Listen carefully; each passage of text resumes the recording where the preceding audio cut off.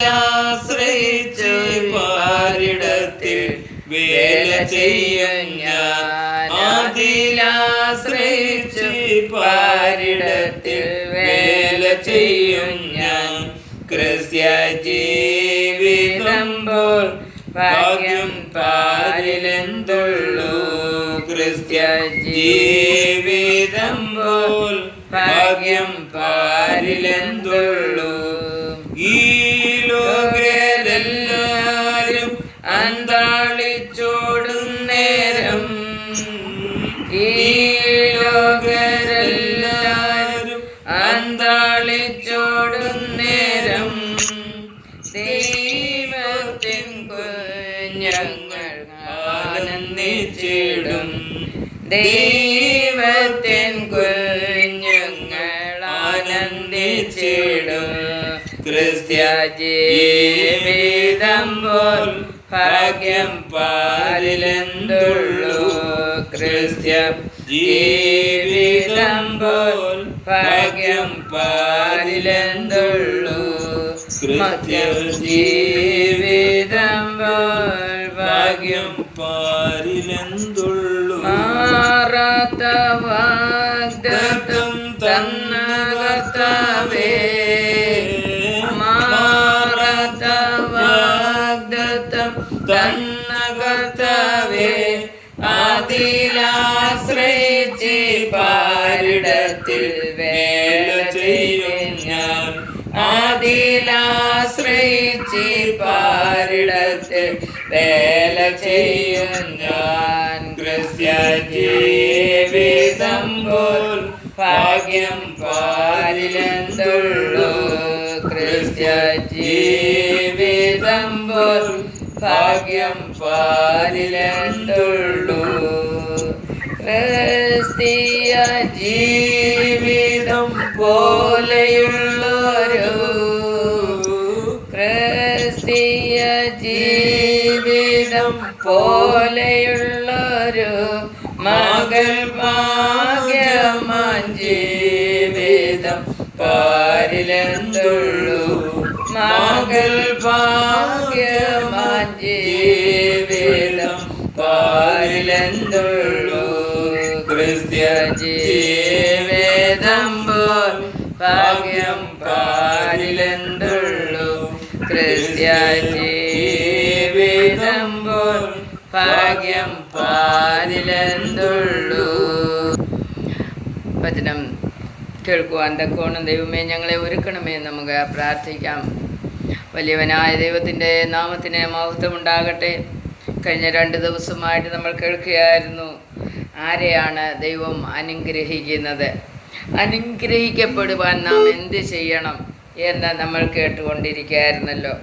അതിനായിട്ട് നമുക്ക് ഒരു ദിവസം ഒന്നും കൂടി സങ്കീർത്തനം 1-ാം അധ്യായത്തിൻ്റെ 3-ാം വചനം ഒന്നുകൂടി വായിക്കാം. നമുക്ക് സങ്കീർത്തനം 1-ാം അധ്യായത്തിൻ്റെ 3-ാം വചനം. ദുഷ്ടന്മാരുടെ തീസരാ വചൻ. അവൻ ആറ്റരികത്ത് നട്ടിരിക്കുന്നതും തക്കകാലത്ത് ഫലം കായ്ക്കുന്നതും ഇല വാടാത്തതുമായ വൃക്ഷം പോലെ ഇരിക്കും. അവൻ ചെയ്യുന്നതൊക്കെയും സാധിക്കും. ദുഷ്ടന്മാർ അങ്ങനെയല്ല, അവർ കാറ്റ് പാറ്റുന്ന മതിൽ പോലെ അത്രേ. മതി. അതിന്റെ 2-ാം വചനത്തിൽ ഇങ്ങനെ പറയാണ്, भजन संगीता पहले अध्याय का दूसरा और तीसरा वचन में बोल रहा है, യഹോവയുടെ ന്യായപ്രമാണത്തിൽ സന്തോഷിച്ച് അവൻ്റെ ന്യായപ്രമാണത്തെ രാപകൽ ധ്യാനിക്കുന്നവൻ ഭാഗ്യവാൻ. ഭാഗ്യവാൻ ആരാണ്? എന്താണ് അവർക്ക് ലഭിക്കുന്ന ഭാഗ്യം എന്നാണ് അവിടെ പറഞ്ഞിരിക്കുന്നത്. कौन भाग्य भरा व्यक्ति है और उसको कौन सा तरीके से भाग्य मिल जाता है करके उधर हमें मालूम पड़ता है. उधर लिखा है वो नदी के किनारे में लगाया हुआ वृक्ष के समान होगा, वो फल देने वाला रहेगा, उसका पत्ता मुरझाता नहीं है और वो जो भी करेगा साध्य हो जाएगा. हालेलुया. तो परमेश्वर का वचन दिन रात ध्यान करने वाला लोगों को परमेश्वर क्या देगा? आशीष देगा. कैसा आशीष देगा? वो नदी के किनारे में जो वृक्ष है उसको कैसा आशीष मिल जाता है, क्या वो आशीष मिलने का समय वो कैसा फल देता है। उसका पत्ता मुरझाता नहीं है, उसका पत्ता मुरझाता नहीं है बोलेगा तो उसका घर में कोई भी व्यक्ति को कोई भी तकलीफ नहीं होएगा करके उसका मतलब है। ഇല വാടാത്തത് എന്ന് പറഞ്ഞാൽ വൃക്ഷം ഫലം കായ്ക്കുന്നത് എന്ന് പറഞ്ഞാൽ എന്താണ്?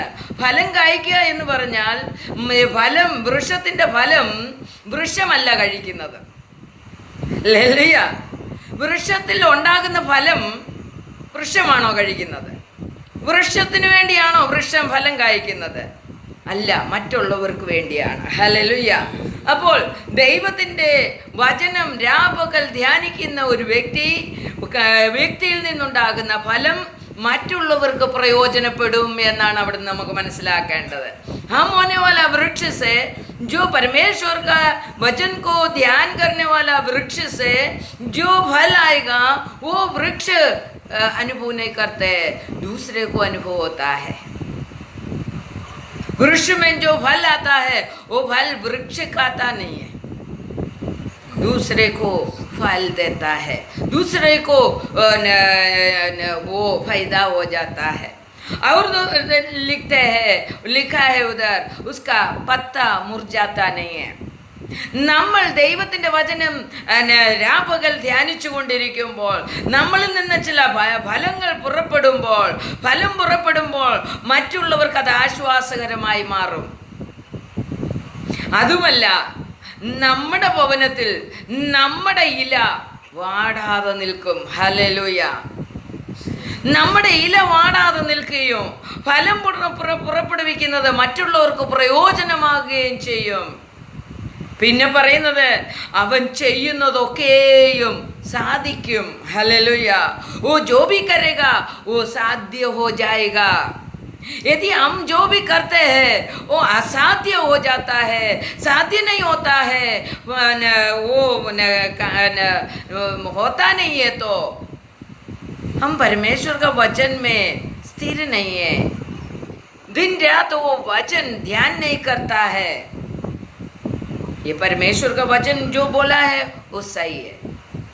वो व्यक्ति भाग्य भरा व्यक्ति होएगा और उसका भाग्य वो भाग्य अनुभव करेगा.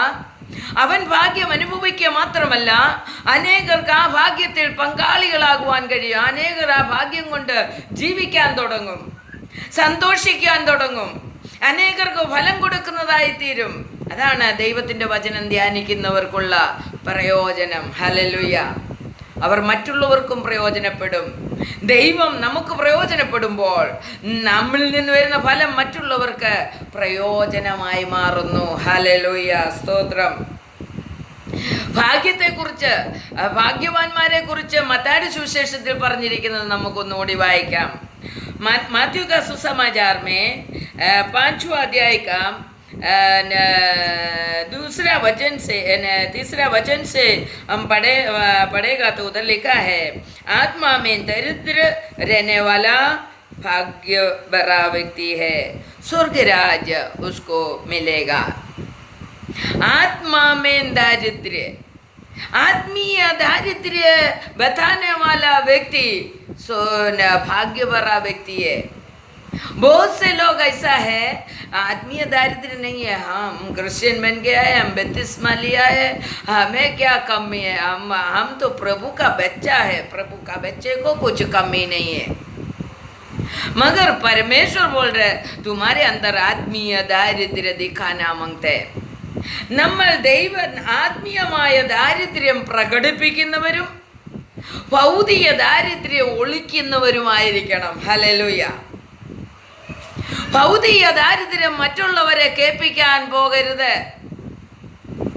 ആത്മീയ ദാരിദ്ര്യത്തെക്കുറിച്ച് പറഞ്ഞുകൊണ്ടിരിക്കണം. എനിക്ക് അയ്യോ എൻ്റെ കർത്താവിനോട് പ്രാർത്ഥിക്കാൻ സമയം കിട്ടുന്നില്ല, എൻ്റെ കർത്താവിനോട് ഒന്നുകൂടി അടുക്കണം, എനിക്ക് ഒന്നുകൂടി വിശുദ്ധിയാകണം, എനിക്ക് കുറവുണ്ട്, എനിക്ക് ഇനിയും വചനം കേൾക്കണം, വചനം കേട്ടില്ലെങ്കിൽ ഞാൻ വിശുദ്ധി പ്രാപിക്കില്ല. ഇതൊക്കെയും പറഞ്ഞ് നമ്മൾ നമ്മുടെ ആത്മീയ ദാരിദ്ര്യം കാണിക്കണം. ആത്മീയ ദാരിദ്ര്യം കാണിച്ചുകൊണ്ടിരുന്നാൽ മാത്രം പോരാ, ആ ദാരിദ്ര്യം മാറ്റാനുള്ള കാര്യം കൂടി ചെയ്യണം. ആത്മീയ ദാരിദ്ര്യമുണ്ട്. എനിക്ക് ഇനിയും പ്രാർത്ഥിക്കണം, എനിക്കിനിയും വചനം കേൾക്കണം, എനിക്കിനിയും വചനത്തിൽ വളരണം. ഈ ഒരു ചിന്ത കാണിക്കുന്നതോടൊപ്പം നമ്മൾ ആ ദാരിദ്ര്യവും പറഞ്ഞുകൊണ്ടിരുന്നാൽ പോരാ, ദാരിദ്ര്യം മാറ്റാൻ വേണ്ടി പരിശ്രമിക്കുന്നവരായിരിക്കണം. നമുക്കറിയാം, നമ്മുടെ ഭൗതിക ദാരിദ്ര്യം മാറ്റാൻ വേണ്ടി നമ്മൾ പിണഞ്ഞ് പ്രവർത്തിക്കും. എന്നാൽ നമ്മുടെ ആത്മീയ ദാരിദ്ര്യം നമ്മൾ കാണിക്കത്തില്ല. നമ്മൾ പറയും, ഞാൻ ദൈവമകളാണ്, ദൈവമകനാണ്, എനിക്കൊരു കുറവുമില്ല. ഇങ്ങനെയാണ് നമ്മൾ പറയാറുള്ളത്. കർത്താവ് പറയുന്നു, ആത്മാവിൽ ദരിദ്രരായവർ ഭാഗ്യവാന്മാർ. എന്തുകൊണ്ട്? ദാരിദ്ര്യം മാറ്റാൻ വേണ്ടി ഒന്നുകൂടെ പരിശ്രമിക്കും. അതുകൊണ്ടാണ് ഭാഗ്യവാന്മാരെന്ന് പറയുന്നത്. അവർ ദാരിദ്ര്യമുണ്ട് എന്ന് പറഞ്ഞുകൊണ്ട് അവർ ആ ദാരിദ്ര്യം മാറ്റാൻ വേണ്ടി പരിശ്രമിക്കുന്നവരായിരിക്കും. दारिद्र्य को मिटाने के लिए परिश्रम करने वाला व्यक्ति बनेगा। और दूसरा बात उधर लिखा है, वो दारिद्र्य मिटाने के लिए कोशिश करने वाला को क्या मिलेगा करके उधर लिखा है, स्वर्ग राज्य उनको मिलेगा। हालेलुया। നമ്മുടെ ദാരിദ്ര്യം എപ്പോഴാ മാറ്റണ്ടേ? ആത്മീയ ദാരിദ്ര്യം മാറുന്നത് എപ്പോഴായിരിക്കും? നമ്മൾ സ്വർഗരാജ്യത്തിൽ ചെല്ലുമ്പോഴേ ആ ആത്മീയ ദാരിദ്ര്യം മാറാവുള്ളൂ.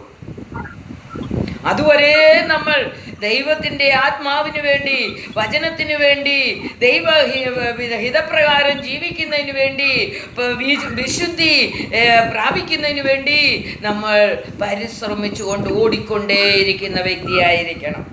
स्वर्ग राज्य पहुंचने तक ये दारिद्र्य मिटा, आत्मीय दारिद्र्य मिटाने के लिए हम परिश्रम करने वाला व्यक्ति होना मांगते हैं।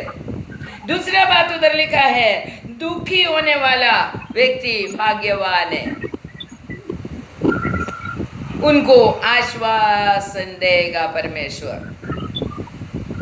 क्यों दुखी होता है? परमेश्वर के पास पहुंचने के लिए किसी किसी को धन नहीं रहेगा, किसी किसी को पैसा नहीं रहेगा, किसी किसी को फोन नहीं रहेगा, किसी किसी को परमेश्वर के पास परमेश्वर का वचन सुनने के लिए मार्ग नहीं रहेगा। उसके लिए दुखी होकर प्रार्थना करते रहेगा तो एक दिन ऐसा आएगा, आश्वासन मिलने का समय आएगा। कर्ताविന് വേണ്ടി तरसने वाला, परमेश्वर के लिए तरसने वाला, परमेश्वर का वचन के लिए तरसने वाला व्यक्ति को आश्वासन मिलेगा। यदि हम सही रीति से दुखी है परमेश्वर का वचन के लिए, जरूर परमेश्वर उसको मिटा कर देगा। तीसरा बात उधर बोला है, सौम्यതയുള്ളവർ ഭാഗ്യവാന്മാർ, वो भूमि को अवकाश पाएगा। हालेलुया। सौम्यता से जीने वाला, नम्रता से जीने वाला व्यक्ति भाग्यवान व्यक्ति है। वो भूमि को अवकाश प्राप्त करेगा। इस दुनिया का धन संपत्ति पाने के लिए भी सौम्यता मांगते। परमेश्वर धन संपत्ति देने का है तो भी हम सौम्य बनना पड़ेगा, दीन बनना पड़ेगा, नम्र बनना पड़ेगा परमेश्वर के सामने। नहीं, ये भूमि कौन सा भूमि के बारे में बोला होगा? अनंत काल का जीवन में जो नया आकाश और नया भूमि बनाएगा तो उस भूमि का अवकाश प्राप्त करने के लिए हम सौम्य बनकर इस दुनिया में जीना है। हालेलुया। और चौथा बात उधर लिखा है, धार्मिकता के लिए प्यासा बनकर जीने वाला व्यक्ति भाग्यवान है, उसको तृप्त हो जाएगा। यह सब आत्मीय रीति से परमेश्वर लिखा है। जो व्यक्ति कौन व्यक्ति भाग्यवान है,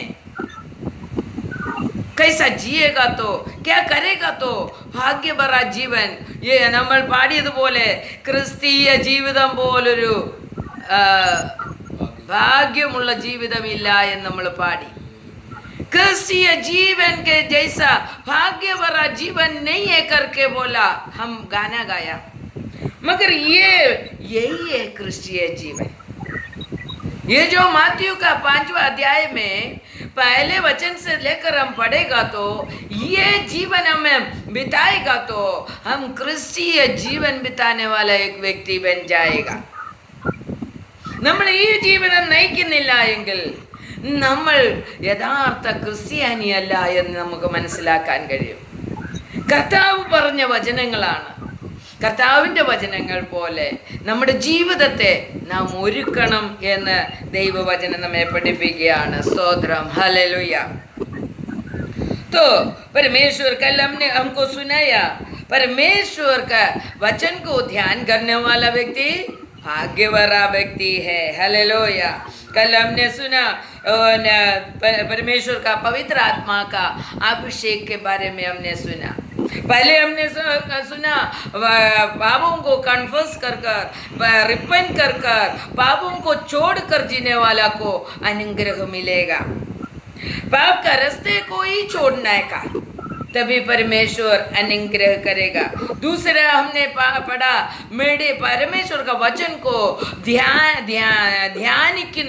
ध्यान करने वाला अनुग्रहित हो जाएगा करके। तीसरा बात हमने चिंता किया, पवित्र आत्मा से भरने वाला व्यक्ति अनुग्रहित हो जाएगा। आज हम चिंता करेंगे एक जय जीवन, जय रिधि से क्रिस्तीय जीवन जीने के लिए हमें क्या करना मांगते हैं। देखो हिब्रूज का पुस्तक 3 अध्याय का पहले वचन और दूसरा वचन हम पढ़ेंगे। विश्वस्त बनकर जीना पड़ेगा। कैसा विश्वस्त बनकर जीने का करके उधर लिखा है। 3 അധ്യായത്തിന്റെ 1 മുതൽ 2 വരെയുള്ള വചനങ്ങൾ. ഹീബ്രൂസ്. അതുകൊണ്ട് വിശുദ്ധ സഹോദരന്മാരെ, സ്വർഗീയ വിളിക്ക് ഓഹരിക്കാരായുള്ളവരെ, നാം സ്വീകരിച്ചു പറയുന്ന അപ്പോസ്തലനും മഹാപുരോഹിതനുമായ യേശുവിനെ ശ്രദ്ധിച്ചു നോക്കുവീൻ. बस हिंदी में पढ़िए। इसीलिए हे पवित्र भाइयों, तुम जो स्वर्गीय बुलाहट में भागी हो, उस प्रेरित और महायाजक यीशु पर जिसे हम अंगीकार करते हैं ध्यान करो। वो अपने नियुक्त करने वाले के लिए विश्वास योग्य था, जैसे मूसा भी परमेश्वर के सारे घर में था। हालेलुया। नीचे।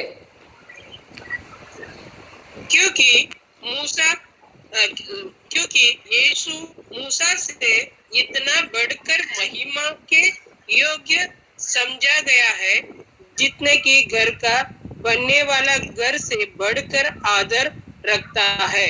हालेलुया।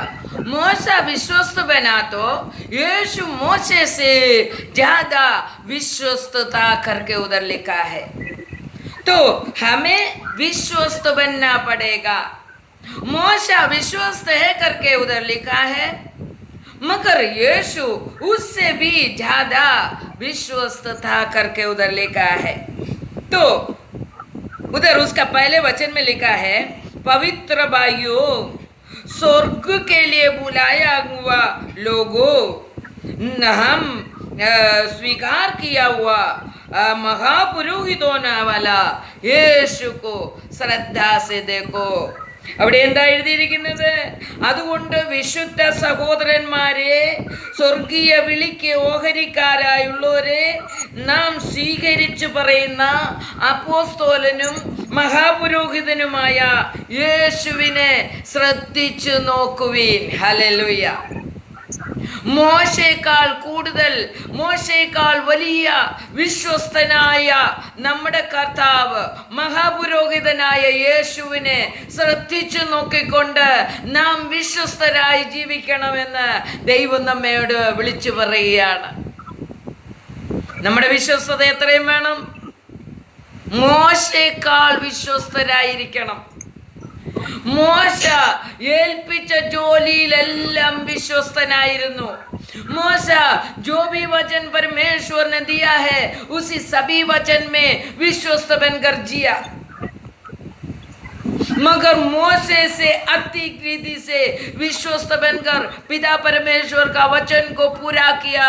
यीशु मसीह को हम श्रद्धा से देखकर हम भी यीशु मसीह के वैसा हम भी विश्वस्त बनकर जीना है। അപ്പോൾ വിശ്വസ്തരാണോ എന്ന് നമ്മൾ നമ്മളെ തന്നെ ഒന്ന് പരിശോധിച്ച് നോക്കിക്കേ. കർത്താവിനെ പോലെ വിശ്വസ്തനായിരിക്കണം. എങ്ങനെയാണ് കർത്താവ് വിശ്വസ്തനായെന്ന് നോക്കിക്കേ. മാത്യു का सुसमाचार 3 अध्याय का 17 वचനം पढ़ेंगे. मात्यु का सुसमाचार 3 अध्याय का 17. ഇവൻ എൻ്റെ പ്രിയപുത്രൻ, ഇവനിൽ ഞാൻ പ്രസാദിച്ചിരിക്കുന്നു എന്ന് സ്വർഗത്തിൽ നിന്ന് ഒരു ശബ്ദമുണ്ടായി. देखो उधर लिखा है यीशु कैसा विश्वस्त बना.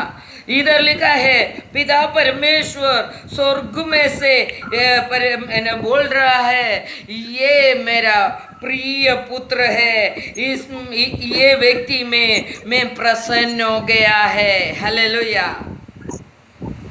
ये कभी बोला?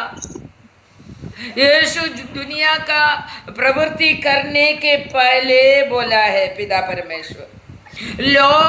ലോകത്തെ സേവിക്കുന്നതിന് മുമ്പ്, दुनिया में सेवा शुरू करने के पहले पिता परमेश्वर ने यीशु को बोला तुम मेरा प्रिय पुत्र है, तुम में मैं प्रसन्न हो गया है.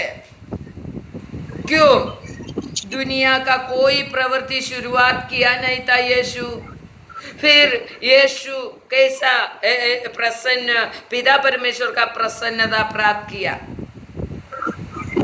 उसके बारे में हम चिंता करेगा तो दूसरा लूको सुसमाचार में सब हम पढ़ेगा तो मालूम पड़ता है वो माँ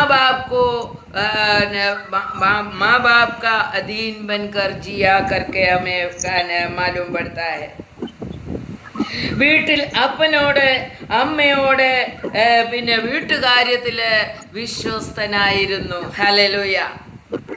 എന്താണ് പിതാവാം ദൈവം യേശുവിനെ ഞാൻ നിന്നിൽ പ്രസാദിച്ചിരിക്കുന്നു എന്ന് പറഞ്ഞത്? यीशु को देखकर उनका बपतिस्मा के बाद यीशु को देखकर पिता परमेश्वर बोल रहा है मैं तुम में प्रसन्न हो गया है, क्योंकि वो माता पिता के अधीन बनकर वो घर का काम में लगे रहा, विश्वस्त बनकर जिया करके हमें मालूम पड़ता है. മാതാപിതാക്കൾക്ക് കീഴടങ്ങി ജീവിച്ചു. മാതാപിതാക്കൾ പറയുന്നത് കേട്ട് അനുസരിച്ച് ജീവിച്ചു. അതാണ് ദൈവം പ്രസാദിക്കാനുള്ള ഒരു കാര്യം. നമ്മൾ ലോകത്തിൽ ദൈവത്തിൻ്റെ വേല ചെയ്യുന്നതിന് മുമ്പ് നാം നമ്മുടെ ഭവനത്തിൽ എങ്ങനെയാണ്, ഭവനത്തിൽ ദൈവവുമായിട്ടുള്ള ബന്ധം എങ്ങനെയാണ്, ദൈവവചനവുമായിട്ടുള്ള ബന്ധം എങ്ങനെയാണ്, അതനുസരിച്ച് ദൈവം നമ്മളെ പ്രസാദിക്കും. ഹല്ലേലൂയ. രണ്ടാമത്തെ കാര്യം നമുക്ക് ചിന്തിക്കാം. ലൂക്കോസിന്റെ സുവിശേഷം 2-ാം അധ്യായത്തിന്റെ 46 നോക്കിക്കേ. ലൂക്കാ സുസമാചാർ. 3 നാൾ കഴിഞ്ഞ ശേഷം അവൻ ദേവാലയത്തിൽ ഉപദേഷ്ടാക്കന്മാരുടെ നടുവിൽ ഇരിക്കുന്നതും അവരുടെ ഉപദേശം കേൾക്കുകയും അവരോട് ചോദിക്കുകയും ചെയ്യുന്നതും കണ്ടു. അവന്റെ വാക്ക് കേട്ടവർക്ക് എല്ലാവർക്കും അവന്റെ വിവേകത്തിലും ഉത്തരങ്ങളിലും വിസ്മയം തോന്നി. നോക്കിക്കേ, രണ്ടാമത്തെ കാര്യം അവിടെ നമുക്ക് മനസ്സിലാക്കാൻ കഴിയുന്നത് 2:46 പറയുകയാണ്. ഒന്നുകൂടി വായിച്ചത്. അവന്റെ 3-ാം നാൾ കഴിഞ്ഞ ശേഷം അവൻ ദേവാലയത്തിൽ ഉപദേഷ്ടാക്കന്മാരോട് നടുവിലിരിക്കുന്നതും അവരുടെ ഉപദേശം കേൾക്കുകയും അവരോട് ചോദിക്കുകയും ചെയ്യുന്നത് കണ്ടു. അപ്പം രണ്ടാമത്തെ കാര്യം, ദൈവം യേശുക്രിസ്തു ഈ ലോകത്തിൽ പ്രവർത്തിക്കുന്നതിന് മുമ്പ് യേശുക്രിസ്തു വിശ്വസ്തനായിരുന്നു എന്ന് ദൈവം കാണുവാനിടയായത് എന്താണ്? അവൻ ഉപദേശം കേൾക്കുന്നവനോ ഉപദേശം കൈക്കൊള്ളുന്നവനോ ഉപദേശപ്രകാരം ജീവിക്കുന്നവനുമായിരുന്നു യേശുക്രിസ്തു. ഉപദേഷ്ടാക്കന്മാരുടെ ഇടയിലിരുന്ന് അവരുടെ ഉപദേശം കേൾക്കുകയും ഉപദേശം കൈക്കൊള്ളുകയും ഉപദേശപ്രകാരം ജീവിക്കുകയും ചെയ്തു എന്നുള്ളത് അവിടെ നമുക്ക് മനസ്സിലാക്കാൻ കഴിയുന്നു. യേശു ഉപദേശ सुनने वाला व्यक्ति था. उपदेश के अनुसार, वचन के अनुसार, वचन सुनने के बाद वचन के अनुसार अपना जीवन को तैयार किया. 30वां साल तक यीशु घर में अपने माँ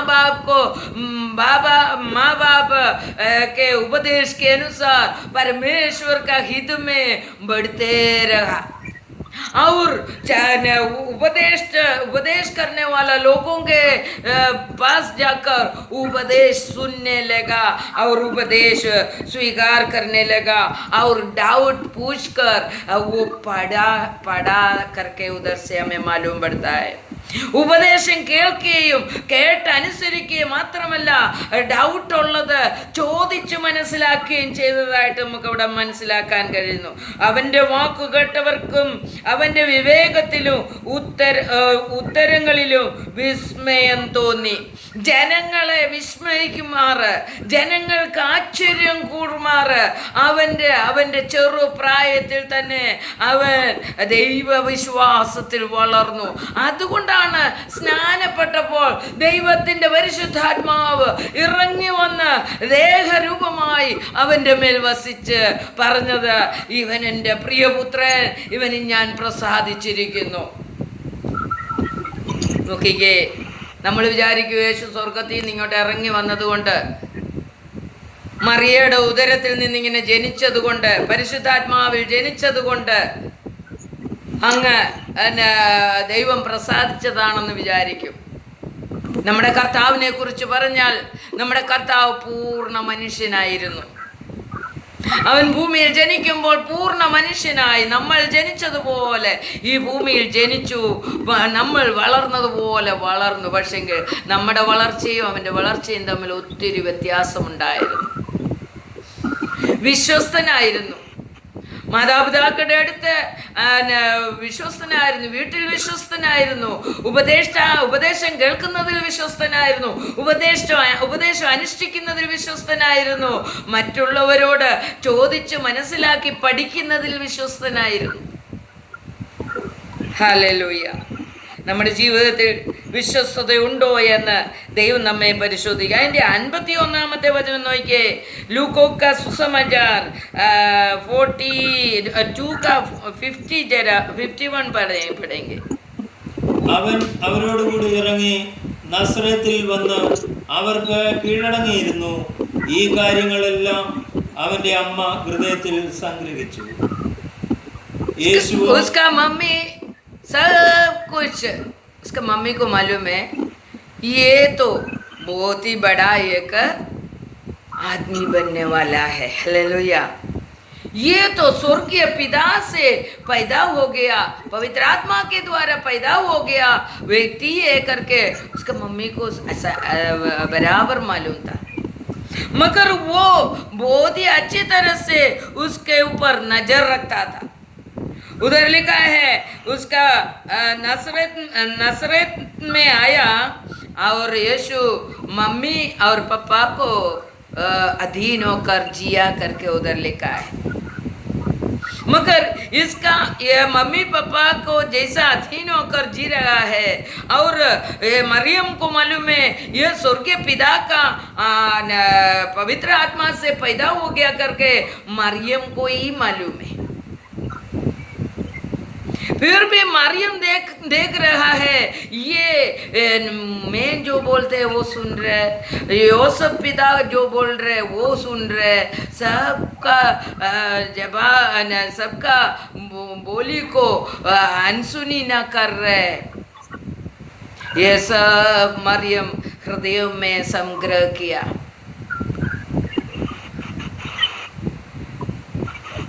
तो നമ്മുടെ കർത്താവായ യേശു ക്രിസ്തു ദൈവത്തിൻ്റെ പ്രസാദമുള്ള വ്യക്തിയായി മാറാൻ യേശു ഈ ഭൂമിയിൽ ജനിച്ച സമയം മുതൽ യേശു തൻ്റെ മാതാപിതാക്കൾക്കും മറ്റുള്ളവർക്കും കീഴടങ്ങിയിരുന്നു. ദൈവത്തെക്കുറിച്ച് പരിജ്ഞാനം നേടുവാൻ അവൻ പരിശ്രമിച്ചുകൊണ്ടേയിരുന്നു എന്നുള്ളതാണ്. ദൈവത്തിന് കീഴടങ്ങി ജീവിച്ചതും മാത്രമല്ല, തൻ്റെ കുടുംബത്തിലും തൻ്റെ ഉപദേഷ്ടാക്കന്മാർക്കും എല്ലാം കീഴടങ്ങി ജീവിച്ചു എന്നുള്ളതാണ് ഏറ്റവും വലിയ വിശ്വസ്തത എന്നുള്ളത്. വിശ്വസ്തവൻ ഗർജിയ. നമ്മൾ 1 രൂപ ആരോടെങ്കിലും മേടിച്ചു, അത് തിരിച്ചു കൊടുക്കുന്നത് അതും വിശ്വസ്തതയാണ്. പക്ഷെ അതിനേക്കാൾ വലിയ വിശ്വസ്തതയാണ് ദൈവത്തിൻ്റെ വചനം അനുസരിച്ച്, ദൈവത്തിൻ്റെ വചനത്തിന് കീഴടങ്ങി ദൈവവചന പ്രകാരം ജീവിക്കുന്നതാണ് വിശ്വസ്തത എന്ന് ഇവിടുന്ന് ദൈവം നമ്മെ പഠിപ്പിക്കുകയാണ്. ഹല്ലേലൂയ. അതിന്റെ 52-ാമത്തെ വചനം നോക്കിക്കേ. യേശു ജ്ഞാനത്തിലും വളർച്ചയിലും ദൈവത്തിന്റെയും മനുഷ്യരുടെയും കൃപയിലും മുതിർന്നു വന്നു. ഹിന്ദി में जरा पढ़िए 52. और यीशु बुद्धि और दिल डोल में और परमेश्वर और मनुष्य के अनुग्रह में बढ़ता गया. देखा, दोनों अनुग्रह में मांगते हैं. यीशु मसीह मनुष्य का भी और परमेश्वर का भी अनुग्रह से बढ़ते रहा. इसके लिए ज्ञान मिलते रहा करके उधर हमें मालूम पड़ता है. നമുക്ക് മനുഷ്യരുടെയും ദൈവത്തിൻ്റെയും അനുഗ്രഹം ആവശ്യമാണ്. ഏത് മനുഷ്യരുടെ അനുഗ്രഹം അവരെടുത്തത്? യേശു എടുത്തത് തൻ്റെ മാതാപിതാക്കൾക്ക് അധീനതയിൽ ജീവിച്ച് മാതാപിതാക്കളുടെ അനുഗ്രഹം എടുത്തു. രണ്ടാമത് ഉപദേഷ്ടാക്കന്മാർ പറയുന്നത് കേട്ട് ദൈവത്തിൻ്റെ ഉപദേശം സ്വീകരിച്ച് ദൈവവചന പ്രകാരം ജീവിച്ചപ്പോൾ ദൈവത്തിൻ്റെ അനുഗ്രഹം കിട്ടാൻ തുടങ്ങി. ഉപദേഷ്ടാക്കന്മാരുടെ അനുഗ്രഹമല്ല, ഉപദേഷ്ടാക്കന്മാർ പറയുന്ന वचनम उपदेश करने वाला लोगों का उपदेश परमेश्वर का उपदेश है करके मालूम पड़कर वो उपदेश सुन रहा था. इसके लिए परमेश्वर ने अनुग्रह दिया. നമ്മളെല്ലാവരും ഓടിപ്പോകും. പാസ്റ്റർമാരെൻ്റെ തലയിൽ ഒന്ന് അനുഗ്രഹിക്കണം, പട്ടക്കാരൻ എന്നെ ഒന്ന് അനുഗ്രഹിക്കണം, തിരുമേനി എന്നെ ഒന്ന് അനുഗ്രഹിക്കണം. ഈ ഓട്ടമാണ് നമ്മൾ ഓടുന്നത്. പക്ഷെങ്കിൽ കർത്താവേ, നിന്റെ വചനം അനുസരിച്ച് ഞാൻ നിന്നാൽ അനുഗ്രഹിക്കപ്പെട്ടവളായി മാറുവാൻ എന്നെ സഹായിക്കണമേ നമ്മൾ പ്രാർത്ഥിച്ചിട്ടുണ്ടോ? നമ്മൾ മറ്റുള്ളവരുടെ അനുഗ്രഹത്തിന് വേണ്ടി ഓടാതെ നമ്മുടെ വീട്ടിലെ അനുഗ്രഹം പ്രാപിക്കുക. വീട്ടിൽ നമ്മൾ ദൈവത്തിന് ഹിതപ്രകാരം ജീവിച്ച് അനുഗ്രഹിക്കപ്പെടുക, ദൈവത്തിൽ നിന്ന് അനുഗ്രഹം പ്രാപിക്കുന്നവരായി തീരുക. വിശ്വസ്തയോടെ ദൈവത്തെ സേവിക്കുന്ന മക്കളായി തീരുവാൻ ഈ വചനം, ഈ വിശ്വസ്തത പ്രാപിച്ച് നമ്മൾ ദൈവത്തിൻ്റെ അനുഗ്രഹം പ്രാപിച്ച് അനുഗ്രഹീതരായി ഒരു ക്രിസ്തീയ ജീവിതം, ജയകരമായ ക്രിസ്തീയ ജീവിതം നയിക്കുവാൻ ഈ വചനം നമ്മെ സഹായിക്കട്ടെ. അതിനായി പ്രാർത്ഥിച്ചുകൊണ്ട് വചനത്തിൽ നിന്ന് വിരമിക്കുന്നു. ദൈവം നമ്മെ അനുഗ്രഹിക്കുമാറാകട്ടെ. ആമേൻ. ഈ യൂട്യൂബ് ചാനൽ നിങ്ങളെല്ലാവരും സബ്സ്ക്രൈബ് ചെയ്യണം, ഷെയർ ചെയ്യാൻ മറക്കരുത്. ദൈവം എല്ലാവരെയും അനുഗ്രഹിക്കുമാറാകട്ടെ.